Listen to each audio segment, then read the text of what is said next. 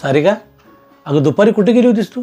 अहो ती आपल्या शेजारी श्रुती नाही का, तिच्यासोबत बँकेत गेली होती. ती आपल्या दारात ते स्कूटीवर जाते बघ, ढीगभर मेकअप केला असतोय, ऑफिसला काय कुठे जाते बघ, ती लहान लेकर घरात सोडून, तीच काय ती? हा तीच. त्या बाईसोबत परत कुठे जात जाऊ नको. काय झालं? अगं ती आत्ता इथं राहायला आली ना, ती जिथं आधी राहत होती का नाही, तिथं माझी 1-2-3 जण ओळखीचे आहेत. त्यांनी सांगितलं मला ती बाई काही चांगली नाही म्हणून. पण मला तर तसं काय वाटलं नाही. मी त्याच्याबद्दल बाहेर नाही ऐकलंय म्हणून सांगायला लावलोय. तुम्ही म्हणताय ना ती बाद आहे वगैरे, मला असं वाटतंय की ज्या माणसाने तुम्हाला सांगितलंय ना की ती बाद आहे म्हणून, कदाचित असं पण असू शकते की त्यांना ही आवडली असेल आणि हिनं त्यांना नाही म्हणलं असेल. पुरुषांना एखादी स्त्री नाही मिळाली तर तिला बदनाम करत सुटतात, हे पण तुम्हाला माहितीच असेल ना.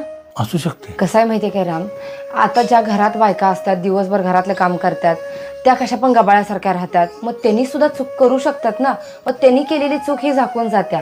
पण ह्या ज्या मॉडर्न राहतात, स्वतःच्या विचारांवरती ठाम असतात, त्यांच्या स्वप्न मोठे असतात, काहीतरी बनायचं असते, स्वतःच्या पायावर उभं राहायचं असते, अशा बायका बाहेर पडतातच. आणि ह्या अशा बायका कुणाला भाव द्यायला जात नाहीत, कारण त्यांच्याकडे तेवढा वेळ नसतोय.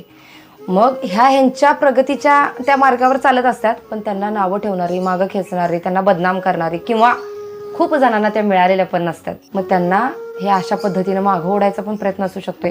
म्हणजे मी ती लईच चांगली आहे असं म्हणत नाही आहे, पण मी तिच्यासोबत भरपूर दिवस आता घालवलेत आणि त्या क्षणामध्ये मला कुठंच वाटलं नाही की ती बाई बाद आहे किंवा चुकीची आहे.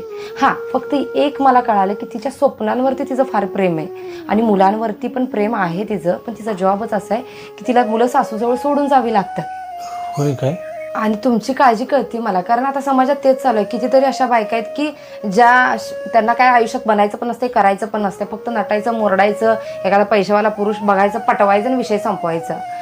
पण कसं होतं माहिती आहे काय राम, ह्या अशा काही बायकांमुळं ज्या खरंच ज्यांची स्वप्न मोठी असतात, ज्या पुढं जाऊ पाहतात ना, जशा आता या श्रुतीसारख्या, ज्या कॉन्फिडंट असतात, बेस्ट असतात, स्वतःवरती काम करतात, स्वतःच्या स्वप्नांवरती काम करतात, आपलं नाव, आपली इज्जत, आपलं स्वतःचं अस्तित्व निर्माण करायचा प्रयत्न करत असतात ना, अशा बायकांना, ह्या घाणेरड्या बायकांमुळं बदनामीला समोर जायला लागते.